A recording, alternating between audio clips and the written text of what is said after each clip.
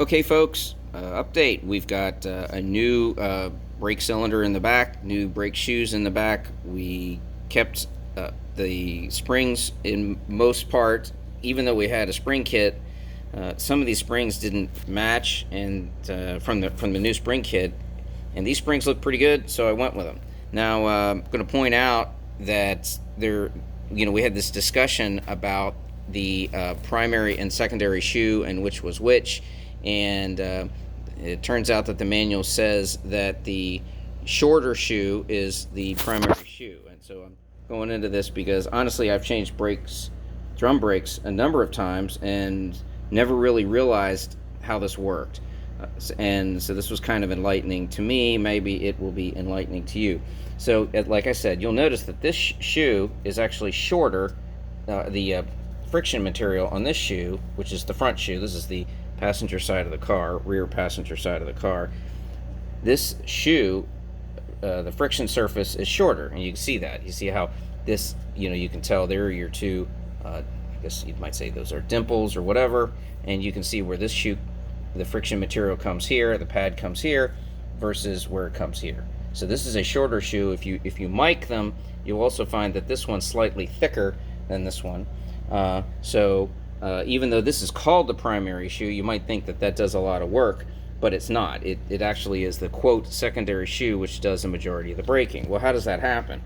Well, took me a bit of reading a couple times to understand what the book was saying, but basically, of course, this wheel cylinder, when you step on the brake, it provides hydraulic pressure. The hydraulic pressure goes outward this way and outward that way. Of course, on this side, you're providing force against this top part of the drum, of the shoe, and then you're providing force at the top part of this part of the shoe. You're not really providing force at the bottom of either shoes, so it's only the top.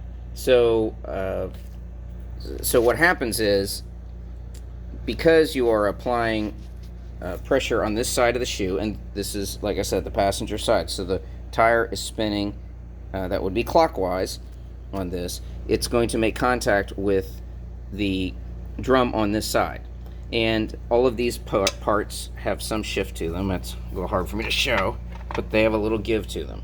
And so what happens is this shoe will shift downward because of the rotation. This friction surface will engage. It will start to push this shoe down. And when it does, if you come down to the bottom here, there is a pin. It's an adjusting pin. It's where you adjust your drum brakes. And so this provides adjustment, but also provides a mechanism to transfer force from this shoe, the primary shoe, to the secondary shoe. So now you have 2 points of pressure that effectively pins the shoe.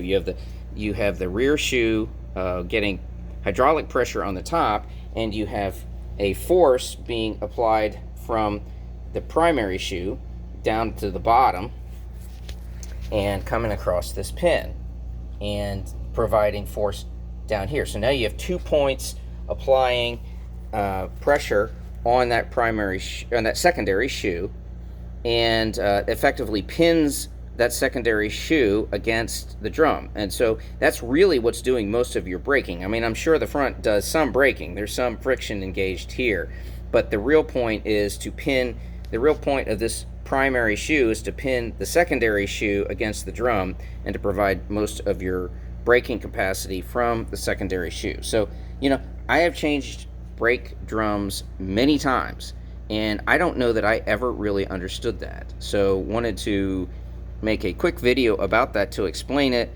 Let me know what you think about it in the comments section. If you agree, disagree, or have anything to add on it, always interested in your comments. Okay, thanks.